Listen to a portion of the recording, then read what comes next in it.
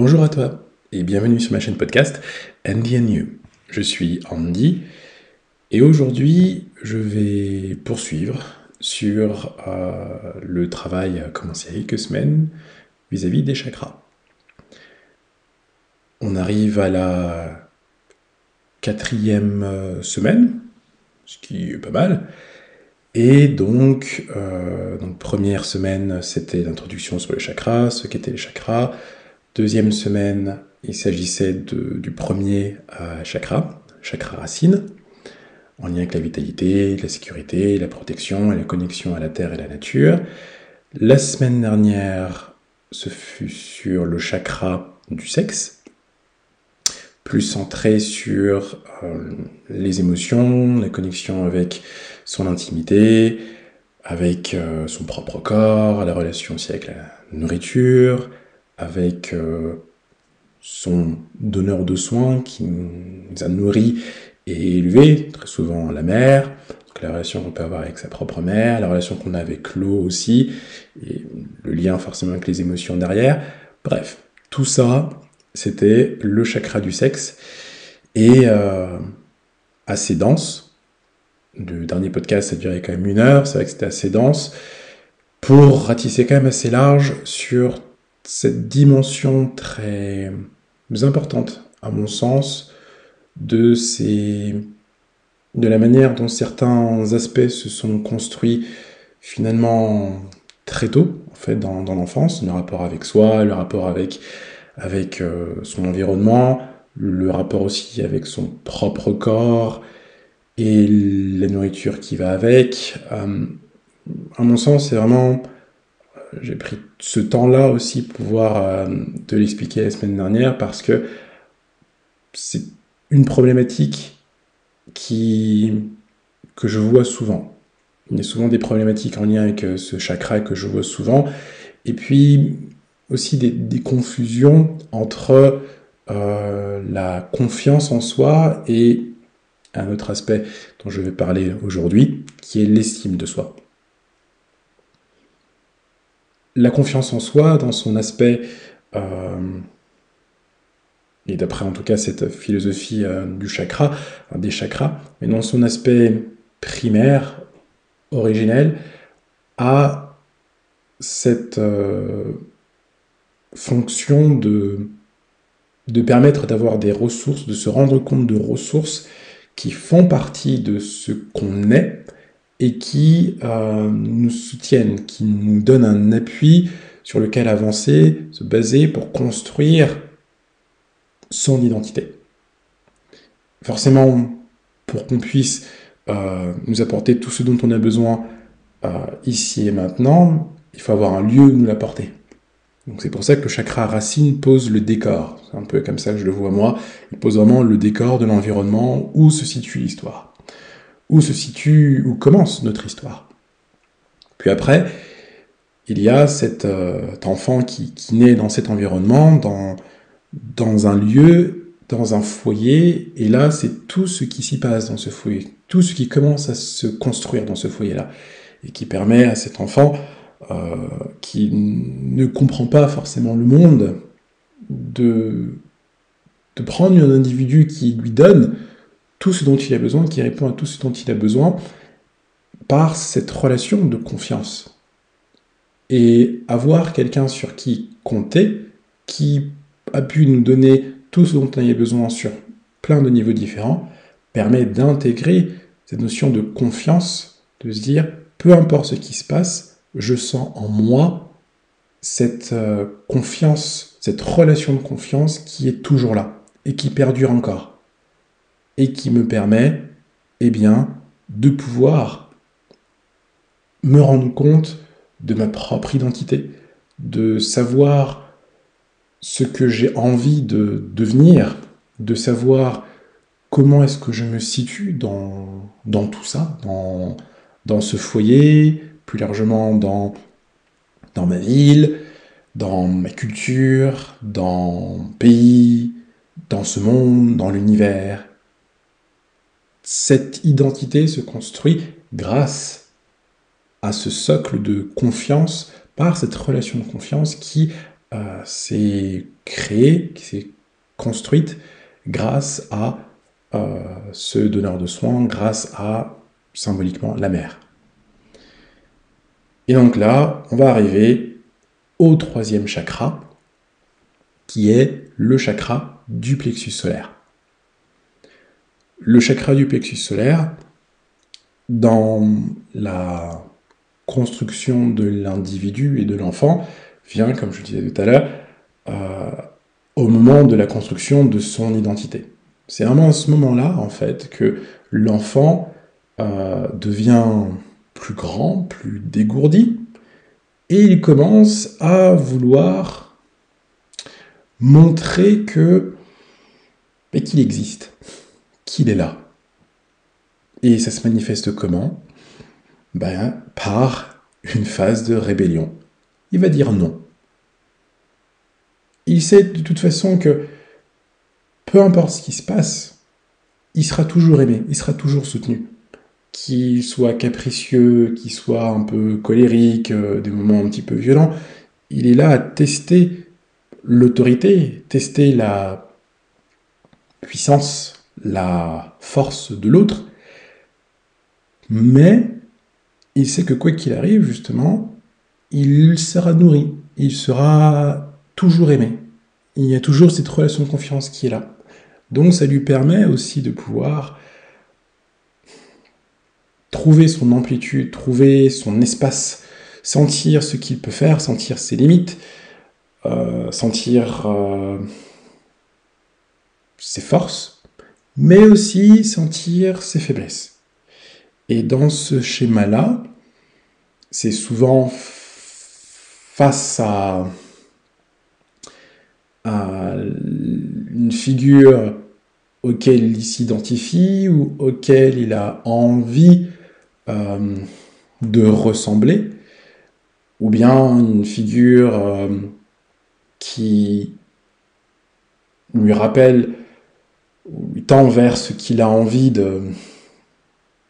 d'avoir toujours près de lui, ou près d'elle, à un moment donné, c'est souvent la figure, symboliquement, du père. Dit de cette figure qui donne une direction, et l'enfant, lui, se situe par rapport à cette direction qui lui est donnée. Encore une fois, toujours symboliquement, on est dans une vision où il y a un parent qui soutient et qui nourrit, et un autre parent qui motive à tendre vers quelque chose d'autre, à une sorte d'ambition, à une volonté de devenir quelque chose. Et c'est par une identité, par le fait d'avoir défini son identité, peu importe quoi cette identité se repose, mais une fois qu'on a défini son identité, eh bien là, on sait où aller, on sait quoi faire. Et on a à sa disposition des outils qui nous ont été donnés, ou des outils qu'on a construits, mais on a à notre disposition des ressources pour nous aider à atteindre cet objectif qu'on s'est fixé. Et c'est souvent d'ailleurs un idéal. Je dis tout ça parce que pour moi c'est important de bien se rendre compte que chaque chakra, et je pense que tu l'as vu jusque-là, chaque chakra correspond à une étape décisive dans la construction d'un individu, la construction de son identité. Et donc ça veut dire que à chaque fois que je parle d'un chakra, finalement, j'invite à réfléchir à où est-ce qu'on se situe finalement à chaque fois, à chacune des étapes. Et de voir aujourd'hui, en tant qu'adulte, ce qu'on a réussi à équilibrer ou rééquilibrer et ce qui reste encore à travailler. La semaine dernière, c'était véritablement sur la notion de confiance, et tout ce qui tourne aussi autour de l'émotionnel, et d'attention, tendresse, intimité, une partie de la libido, et la relation au corps. Là, on rentre sur quelque chose d'un petit peu plus psychologique, où il n'y a pas que les ressentis, mais on est dans les émotions, et des émotions qui se traduisent par des pensées, par des idées. par des convictions. Et le chakra du plexus solaire représente véritablement tout ça. Il est en lien avec l'estime de soi qui vient du fait que peu importe ce qui m'arrive, peu importe ce que je fais, on est fier de moi. Et cette fierté qui vient. Fierté par la reconnaissance de l'environnement social. Et ça, c'est quelque chose qui est différent de la confiance en soi, dont j'ai parlé la semaine dernière, qui est plus liée à peu importe ce qui se passe, je suis aimé, je suis nourri, je suis soutenu. Et donc, ça veut dire que qu'on peut être dans un manque, par exemple, d'estime de soi, sans pour autant avoir un manque de confiance en soi. Et inversement. Comme on peut très bien avoir aucun manque, c'est-à-dire avoir confiance en soi et avoir de l'estime de soi, parce que mon environnement est fier de moi, alors je me sens valorisé. Et donc je me sens fier de moi. Et donc je développe ce qu'on peut appeler de l'amour propre, c'est-à-dire de l'amour pour moi-même. Et donc je m'estime, c'est-à-dire que je m'aime, finalement. Et dans cette vision de je m'aime, alors je suis fier de dire que je m'aime. Et je suis fier de ce que je suis. Et je suis fier de qui je suis, parce que ce qui je suis là, c'est ce qui est aimé, ce qui est soutenu et ce qui est valorisé par mon environnement. Le plexus solaire, comme son nom l'indique, est solaire. C'est une énergie de feu, une énergie ignée. Et donc, on est dans l'élément feu, dans un élément qui n'a qu'une seule envie, c'est de se répandre, de s'étendre, de rayonner. On est vraiment dans un feu puissant, un feu solaire, véritablement, qui doit être le centre de l'attention, qui doit être au centre de l'attention, souvent de l'environnement social, parce que l'identité rayonne. Et ce soleil-là rayonne autour de lui, et ce qu'il y a autour de ce soleil renvoie à ce soleil à quel point il est merveilleux, à quel point il est beau, à quel point il est extraordinaire. Ce qui va donner encore plus à ce soleil l'envie de s'étendre et de rayonner encore plus.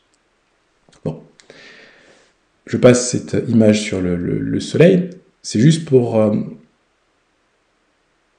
te faire comprendre que finalement, on a cette terre sur laquelle on se repose, on a cette eau qui nous nourrit, qui nous hydrate, qui nous soutient d'une certaine manière et qui doit toujours être en mouvement.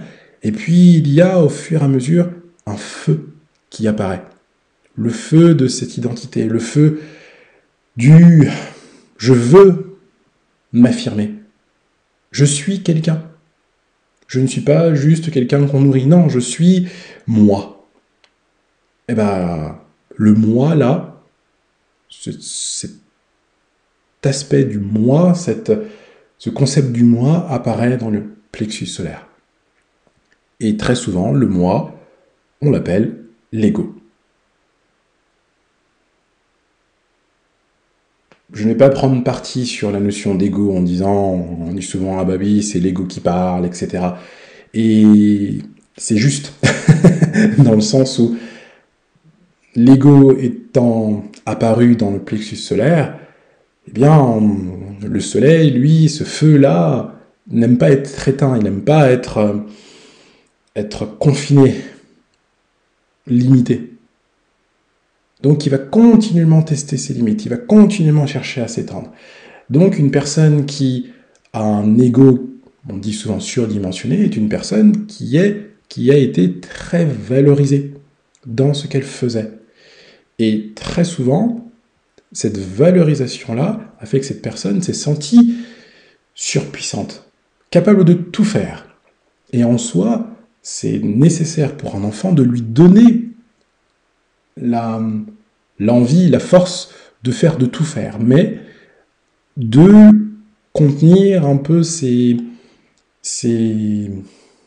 élans, certains de ces élans, pour l'aider à trouver ses propres limites, en se disant, tu as des forces, ce sont ces forces-là qu'on reconnaît chez toi, qu'on valorise et qu'on te partage, mais tu n'es pas capable de tout faire parce qu'il y a des faiblesses, des choses qui peuvent être plus vulnérables pour toi, plus difficiles à faire. Mais ce n'est pas grave. Pourquoi ce n'est pas grave?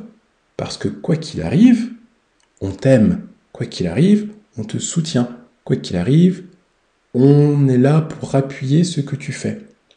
Et donc ça, c'est le rôle du chakra du sexe, le deuxième chakra, de soutenir aussi ce feu-là. Ce feu qui a envie de déborder, c'est pas grave. Il peut pas déborder.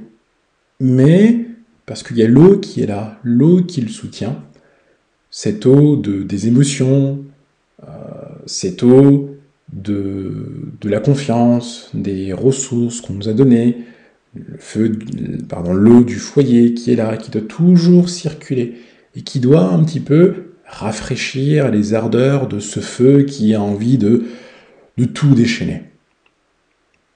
Et si le chakra du sexe est orangé, eh bien, le plexus solaire est plutôt jaune. Un jaune lumineux, un jaune solaire, un jaune dynamique, dynamisant, puissant, rayonnant, qui renvoie à l'élément feu, bien sûr, mais d'une chaleur qui irradie. On est dans cette force qui doit s'exprimer. On est vraiment dans la personne trouve son identité. Pourquoi elle trouve son identité? Parce que elle arrive à se poser, ou plutôt elle a réussi à répondre à certaines questions. La première question, c'est quelle est ma place? Quelle est ma place? Comment je définis mon identité? Quelle est ma place dans cet environnement social? Ma place avec ces personnes qui m'ont nourri, qui m'ont élevé, qui me disent des choses, me partagent de leur manière de voir le monde, l'éducation. Qu'est-ce que moi j'en fais? Quelle est ma place dans tout ça? Si j'arrive à trouver réponse à ça, alors je sais qui je suis. Et c'est l'une des premières questions. D'ailleurs, c'est quelque chose que je dis souvent, la quête la plus noble qui soit en ce monde, c'est la quête de son identité. Et c'est une quête qui peut prendre toute la vie. Mais c'est la plus noble. Parce que ça veut dire qu'on est prêt à s'engager dans un travail de compréhension de soi, de connaissance de soi, pour savoir exactement qui on est, qui on décide d'être. Et donc, une fois que je trouve, moi, mon identité, je trouve ma place, je sens ma place, j'arrive à me positionner. J'arrive déjà à prendre parti aussi. Je sais ce que je veux, et je sais ce que je ne veux pas. Je sais ce que j'aime, et je sais ce que je n'aime pas.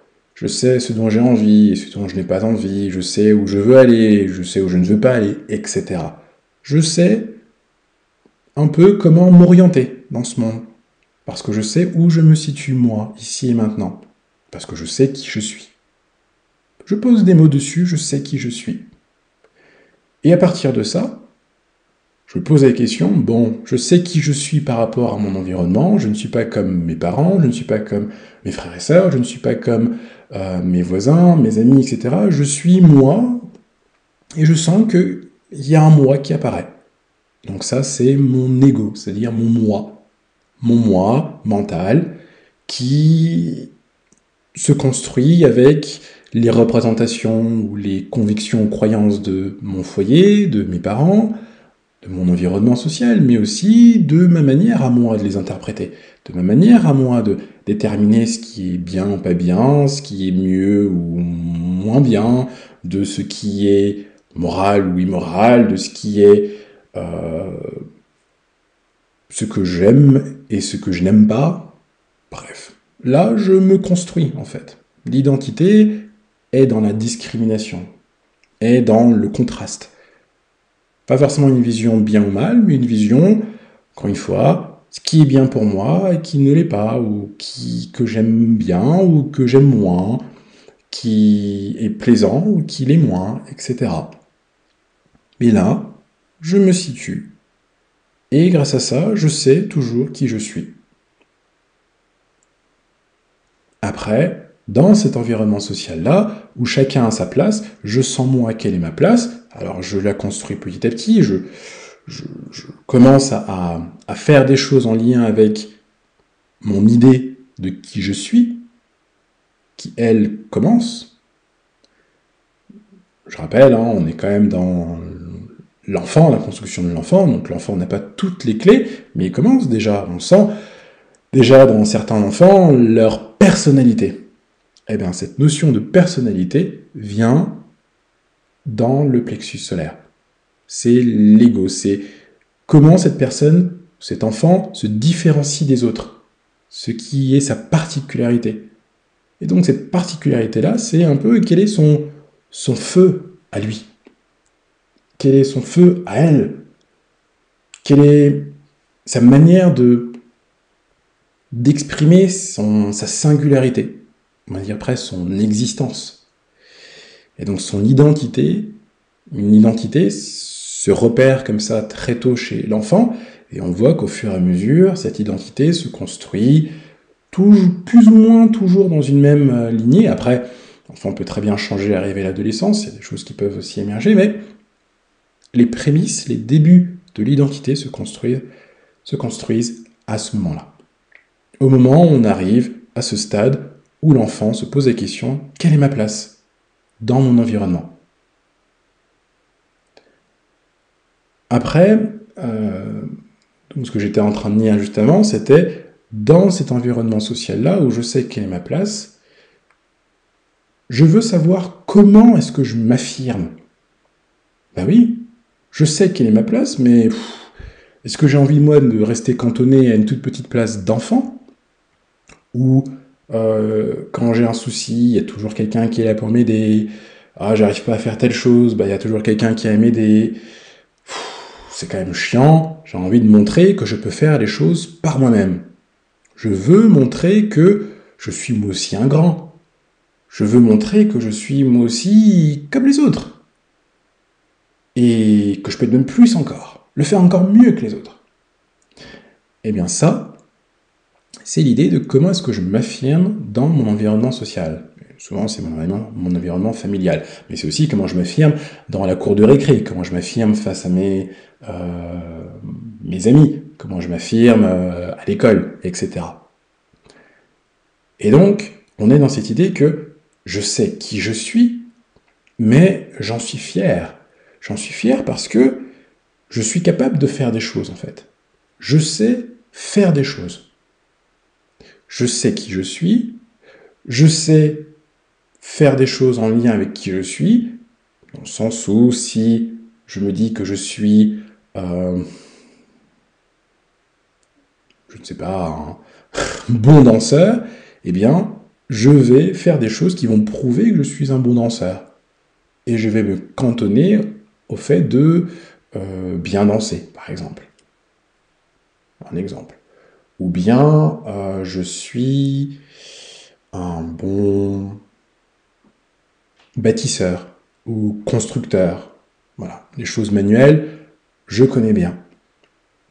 Et c'est quelque chose qui me plaît, que j'aime, et c'est quelque chose où j'ai vu dans le regard des autres qu'on reconnaissait mon travail, qu'on reconnaissait que je faisais quelque chose un petit peu mieux que les autres. Alors, on va me valoriser. Pour mon exemple à moi, j'ai toujours été très bon à faire des imitations, et donc c'était quelque chose qui me paraissait naturel. Et comme c'était quelque chose que j'aimais faire aussi, que je voyais que ça amusait ma famille quand je le faisais, tout type d'imitation, alors j'ai comme entrepris de cultiver ma capacité à pouvoir imiter des personnes dans différentes langues. Bon, j'ai fait des études en linguistique. Est-ce qu'on va avoir un rapport là-dedans? Absolument pas. Mais c'est pour dire que dès lors qu'on a des activités, des choses qu'on faisait enfant et qui étaient valorisées, eh bien, on a tendance, je ne dis pas que c'est systématique, mais on a tendance à rester un peu dans cette voie, ou à tourner autour de cette voie-là, qui est valorisante, et qui permet de, justement, valoriser cet amour-propre, c'est-à-dire cet amour de moi-même. Je m'aime, pourquoi? Je m'aime parce que je sais faire ça. Je m'aime pourquoi? Parce que je sais aussi faire ça, ou telle autre chose, etc., etc. Et donc on a tendance souvent à rester dans ce qu'on aime pour maintenir ce feu, maintenir cette reconnaissance de l'autre, maintenir ce rayonnement autour des autres, autour de l'environnement social, parce que l'environnement social nous renvoie à ce qu'on sait faire de mieux. Souvent. Pas toujours. Bref, tout ça pour dire que, au départ, je sais qui je suis, dans cet environnement, je connais ma place. Ensuite, par rapport à cet environnement-là, on me cantonne souvent à une certaine place et j'ai envie de montrer que je peux faire plus. Alors, je vais tester forcément mes limites, mais je vais faire des choses, des activités, des choses, et puis l'environnement va constater que c'est des choses qui sont soit bien, c'est-à-dire des choses qui sont valorisées dans l'environnement. Ah bah oui, c'est bien de savoir, par exemple, jouer au foot, ou c'est bien de savoir chanter, ou c'est bien de savoir jouer la comédie, ou c'est bien de savoir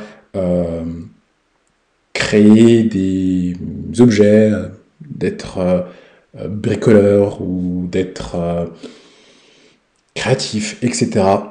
En fonction de l'environnement, il y a des aspects de soi qui vont être plus mis en avant parce qu'ils sont plus valorisés par l'environnement. Fort heureusement, en grandissant, on est confronté à d'autres environnements qui peuvent valoriser d'autres aspects de nous.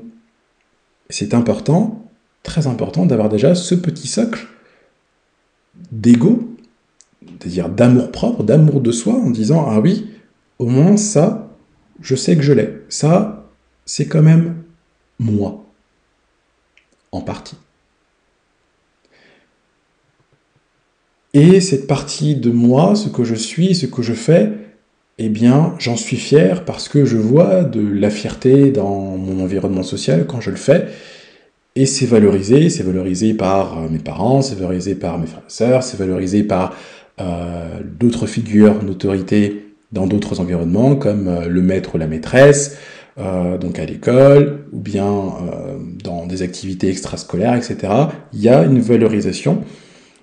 Et le tout, c'est de voir comment cet enfant, qui après grandira, mais cet enfant arrive à se construire cette identité qui prend en compte tous ces différents aspects de lui, qu'on valorise.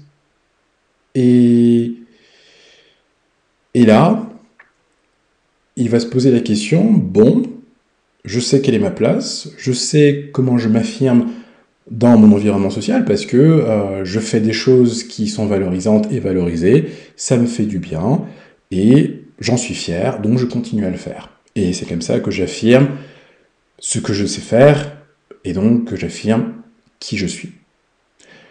Mais comment, il y a des moments où il y a des personnes qui me diront « Ah ben non, c'est pas bien ça, c'est pas bien ce que tu fais », ou bien « Ah oui, d'autres gens le font mieux », etc. Et donc ils vont titiller comme ça cet amour-propre, parce qu'ils ne vont pas valoriser, comme d'autres peuvent le faire, ou comme d'autres ont pu le faire, ils ne vont pas valoriser justement cette identité et toutes ces activités que cet enfant sait faire. Et là, il va se poser la question, mais comment est-ce que je défends, moi, ma propre intégrité? Comment je défends justement la protection de cet amour pour moi, en fait? Comment est-ce que je le défends? Très souvent, ça j'appelle l'intégrité psychologique, l'intégrité émotionnelle, et qui passe aussi par l'intégrité physique. Comment est-ce que je me protège? Comment est-ce que je me défends de ces personnes qui sont contre? Allez, dans une vision feu, soit tu es avec moi, soit tu es contre moi. Et je ne sais pas si tu vois des personnes comme ça dans ton entourage, ou si toi-même parfois tu peux l'être, mais quand on affirme des choses de soi, on affirme ses convictions, et qu'on voit qu'en face, il y a un mur, qu'on n'arrive pas à faire adhérer la personne à ce qu'on pense être juste, surtout quand on pense avoir raison, eh bien émerge quelque chose de la frustration. Émerge de la frustration, peut émerger aussi de la colère, et de l'agressivité, etc. Tout ça vient de cette défense, cette envie de protéger l'intégrité de cet amour-propre qu'on construit, et qui vient du plexus solaire. Et le feu, lui, la seule manière de le dompter, c'est de le rafraîchir un peu, en fait. C'est de le contenir d'une part et de le rafraîchir. Et ce qui permet de rafraîchir, de contenir, si jusque-là j'ai été un peu clair, eh bien c'est le chakra du sexe. C'est la capacité à pouvoir être à l'écoute de ses émotions et de ne pas se sentir déstabilisé par l'extérieur. Parce que, quoi qu'il arrive, je me sens aimé, je me sens soutenu. Parce que j'ai intégré à l'intérieur de moi une relation de confiance qui m'a apporté tout ce dont j'avais besoin. Donc je sais que je peux toujours compter sur cette relation de confiance. Je sais que je peux toujours compter sur cette confiance qui est à l'intérieur de moi et qu'on m'a apporté pendant une bonne partie de ma vie. Alors, si une personne est contre moi, ce n'est pas grave. Parce que je sais qu'il y a d'autres personnes qui sont là avec moi, qui m'ont soutenu. Et donc ça permet ainsi de souffler, de modérer ce feu-là, et d'accepter que certaines personnes puissent ne pas adhérer à ce qu'on est. Mais c'est pas grave.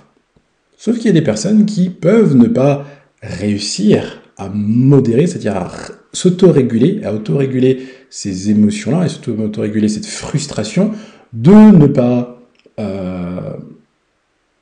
faire que la personne adhère à ce qu'on pense, à ses convictions, et on le sent comme une atteinte, une agression, même une attaque directe à sa propre personne. Donc ça touche l'ego, c'est-à-dire moi, mon amour-propre. Et dans ce cas-là, on a tendance à réagir par de l'agressivité. Souvent. Donc si tu es comme ça, ou si tu connais des personnes qui sont comme ça, sache que c'est probablement qu'ils ont un plexus solaire qui est très fort. L'élément feu est très fort. Pour pouvoir équilibrer tout ça, on serait plutôt dans, pour revenir à cette idée de comment je défends mon intégrité, comment je défends qui je suis, c'est je consolide mon socle de confiance, donc par le chakra du sexe, qui permet de contenir et de sentir qu'il y a une limite aussi à ce feu. Ce feu-là de mon amour-propre et de ce que je suis capable de faire, le fait de me sentir surpuissant, non, est contenu, j'ai des limites, mais à l'intérieur de mes limites, il y a des choses que je sais faire et que j'aime, et qui sont valorisées, et qui sont valorisantes, et que je peux continuer à faire. Et c'est pas grave si je ne suis pas capable de tout faire. Donc la manière que j'ai moi, c'est justement d'accepter, en fait, ma propre limite. Mais de ne pas éteindre complètement ce feu. J'ai besoin d'avoir quand même cet amour-propre qui soit là. Donc je puisse toujours m'accrocher à une valorisation de ce que je suis. Et à ce moment-là, quand j'arrive à trouver l'équilibre entre accepter mes propres limites, mais en même temps être prêt à à défendre ce qui est juste pour moi, qui est quand même mon identité, ma personnalité, ce que je suis, qui je suis aujourd'hui, alors je suis arrivé à savoir comment défendre qui je suis, tout en étant juste pour moi et les autres. Et défendre mon intégrité physique, émotionnelle, psychologique, et d'autres niveaux en fonction de ses propres convictions. Et en parlant de convictions, pour savoir si je défends bien une identité qui est juste pour moi, c'est de savoir sur quoi se repose mon identité. Sur quelle conviction, sur quelle représentation se repose cette identité?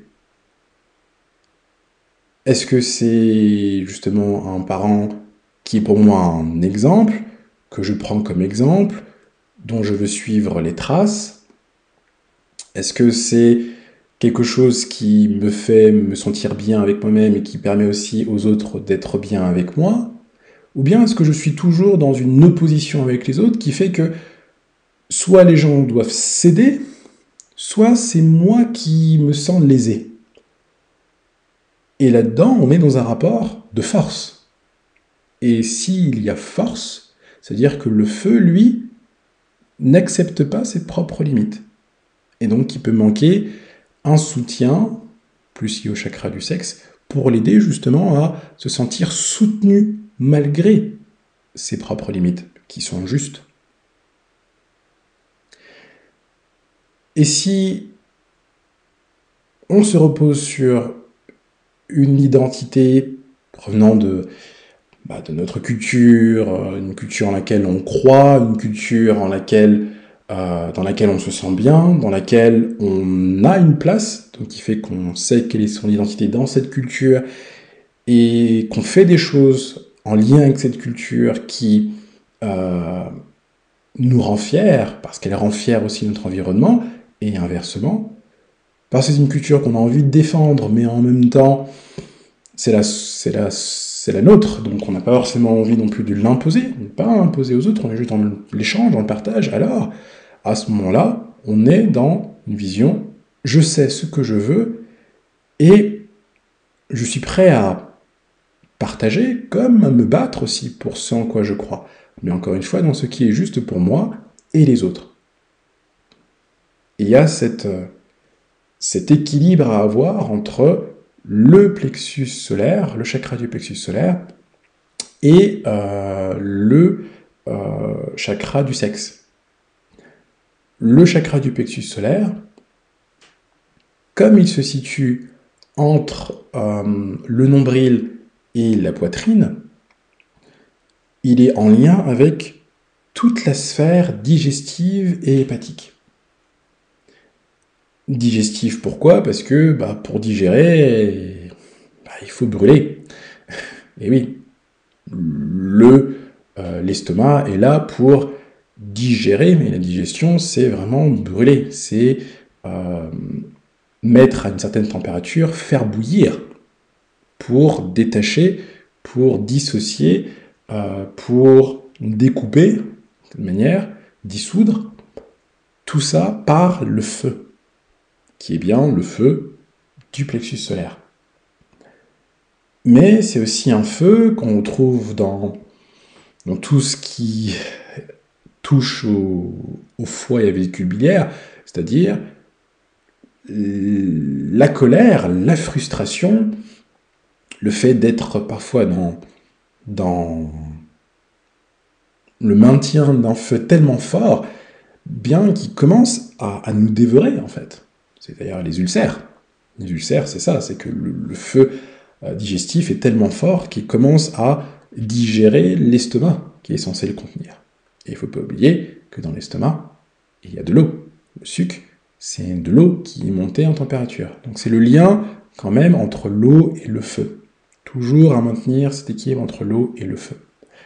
Bref, ça c'est un aparté un peu plus énergétique, mais juste pour te faire comprendre que le feu peut survivre malgré l'eau, en fait, malgré les émotions, et que Si, avec le plexus solaire, on est dans du faire, F-A-I-R-E, c'est-à-dire dans l'action, dans cette volonté de défendre, de protéger, d'être dans son identité, être dans le ressenti du chakra du sexe, permet de trouver son équilibre et de mieux réguler ses émotions et de mieux réguler la manière dont on exprime ses émotions.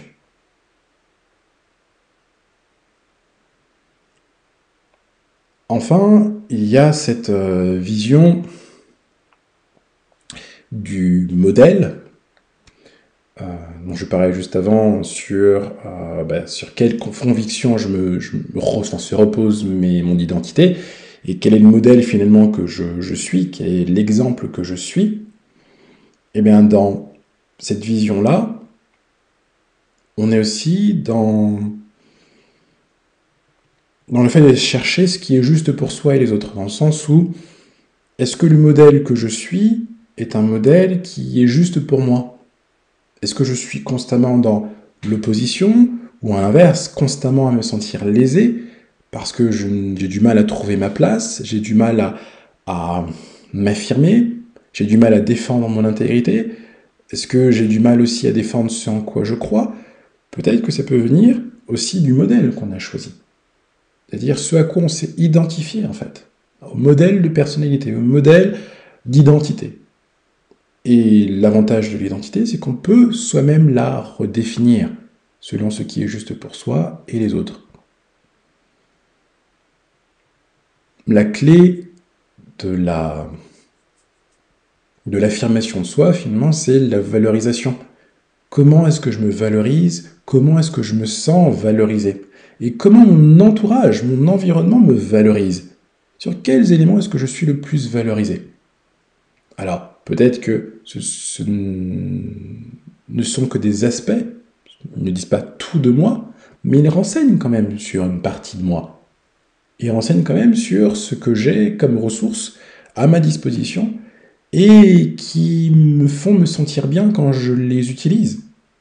C'est-à-dire que je suis dans une action qui me valorise et qui me permet de m'épanouir aussi.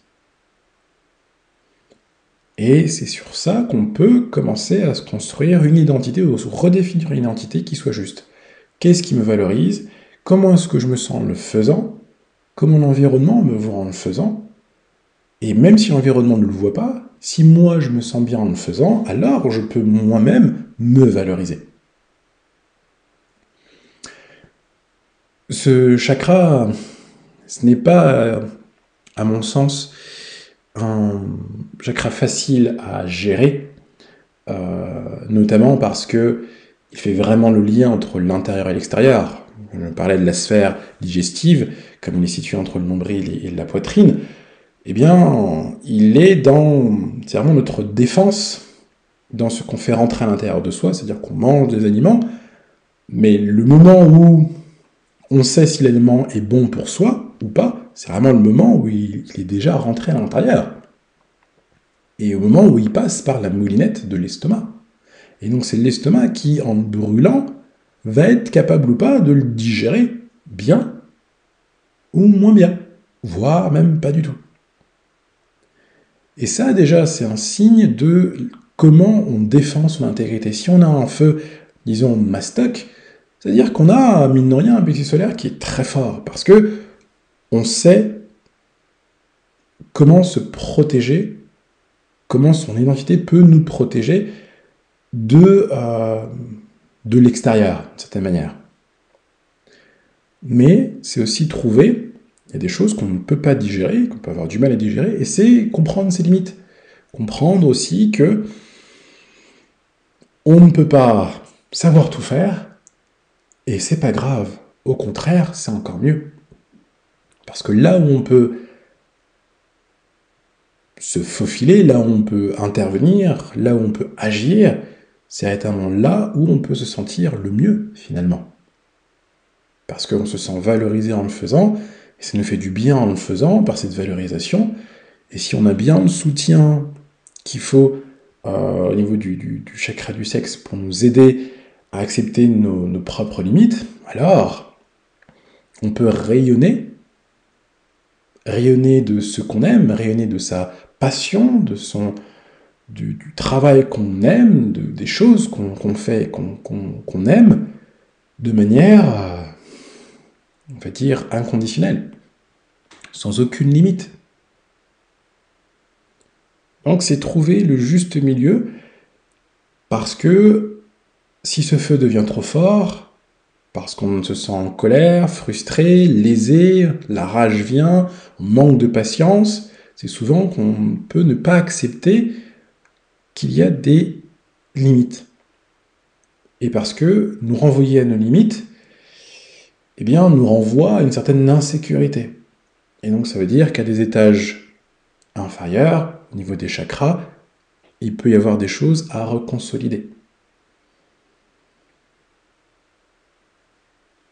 Et aussi, c'est accepter que le feu doit être toujours contenu.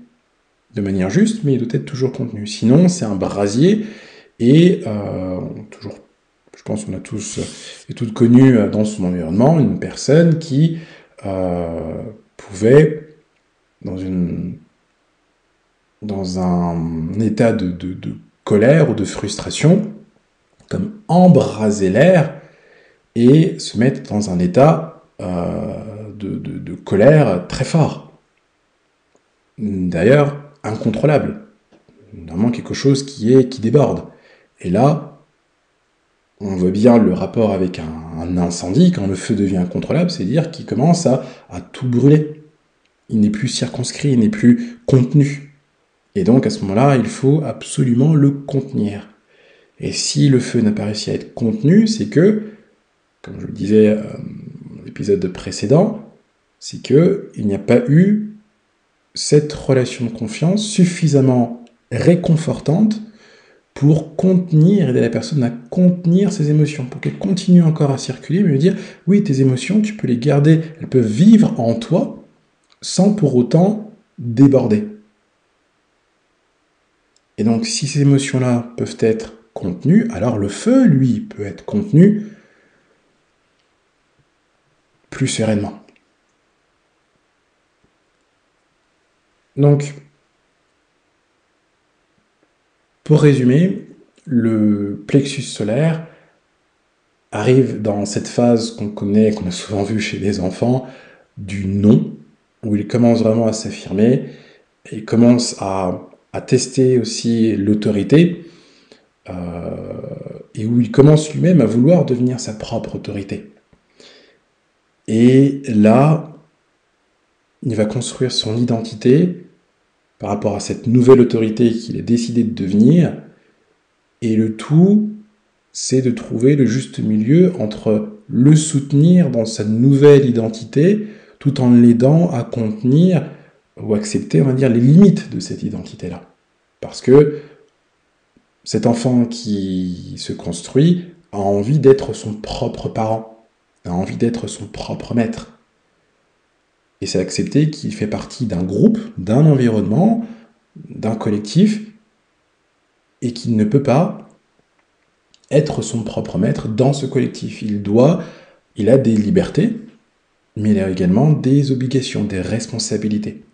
Et donc c'est trouver le juste milieu entre les deux, où il accepte qu'il y ait des règles qu'il ait à suivre, et que ces règles qui sont à suivre lui permettent de faire ce qu'il aime, ce qui le valorise, ce qui lui permet de se sentir valorisé, et que l'environnement reconnaît comme quelque chose de valorisant, pour l'aider petit à petit à faire grandir en lui son amour-propre, mais aussi faire grandir aussi son acceptation d'un certain nombre de choses.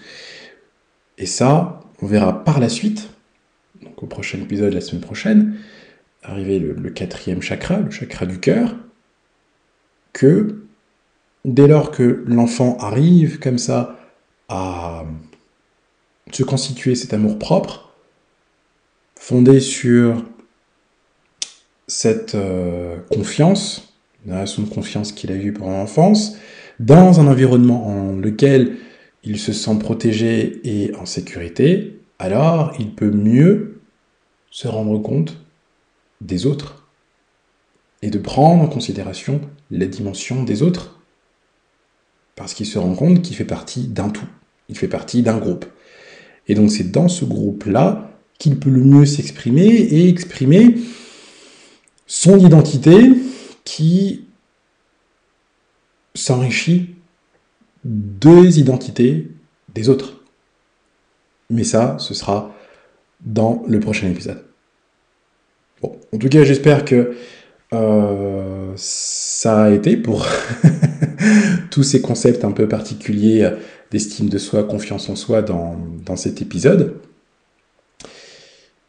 Je pense que de toute façon, il y a des éléments que je reprendrai encore pour le prochain épisode, auxquels certaines choses n'auraient pas été claires, et si d'ailleurs j'ai oublié des choses, pour te permettre de mieux situer, de mieux te situer aussi dans tout ça. En tout cas, j'espère que déjà tu as pu avoir des repères pour pouvoir te situer et te demander si justement tu peux avoir un chakra du plexus solaire qui soit fort, trop fort, ou justement pas assez fort pour pouvoir te protéger, te défendre, et défendre qui tu as décidé d'être.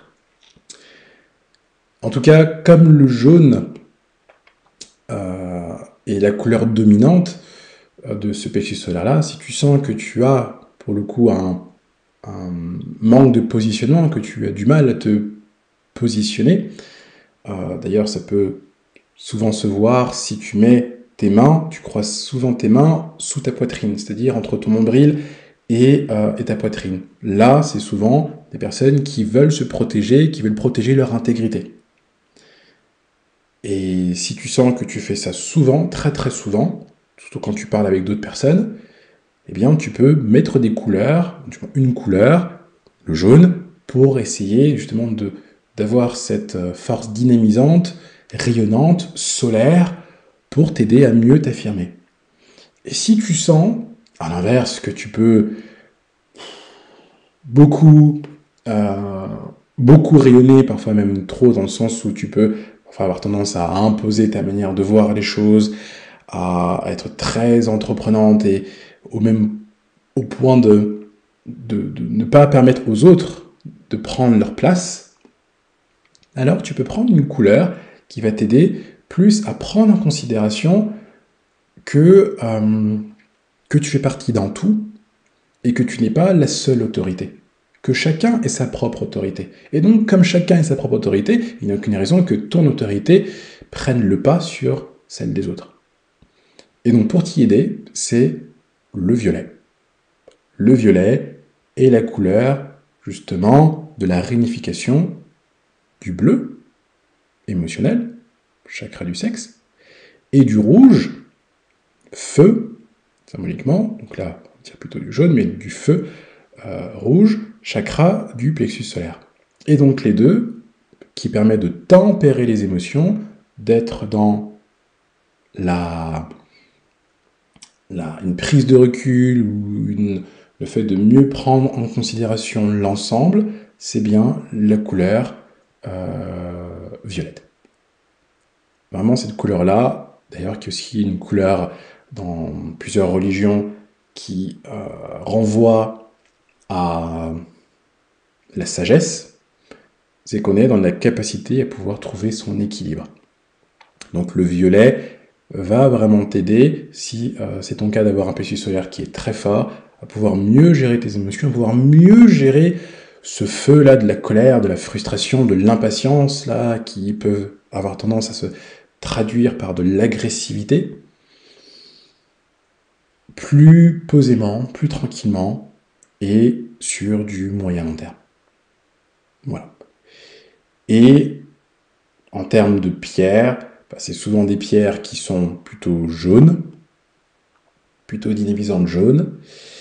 Alors il peut y avoir la calcite jaune, j'ai parlé la semaine dernière de la calcite orange, mais la calcite jaune. Il y a aussi une pierre que j'aime beaucoup, qui est la fluorite, ou fluorine, c'est pareil. Et l'avantage d'ailleurs de la fluorine, c'est que elle a différentes couleurs. Et elle a du jaune, donc il y a la fluorite jaune, mais il y a aussi une fluorite qui est violette. Voilà.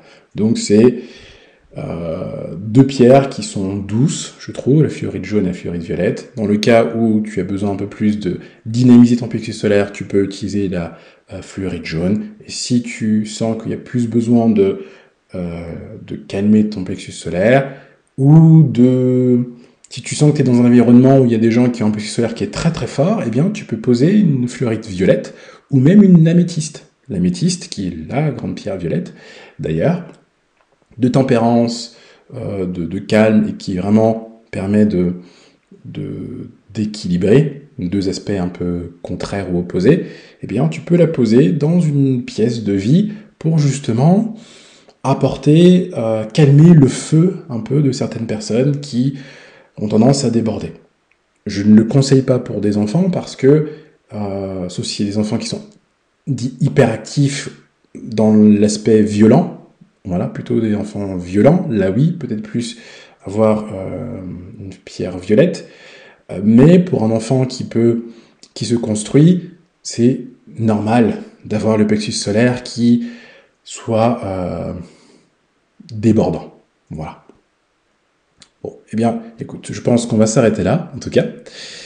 Merci bien pour ton écoute. J'espère que l'épisode d'aujourd'hui t'a été utile et été clair. En tout cas, je reprendrai des choses encore une fois, comme je le fais à chaque fois, la semaine prochaine. Et donc la semaine prochaine, je parlerai du chakra du cœur et de toutes ses caractéristiques, comme j'ai fait jusque-là. Merci encore, et à très bientôt pour le prochain épisode d'Andy and You.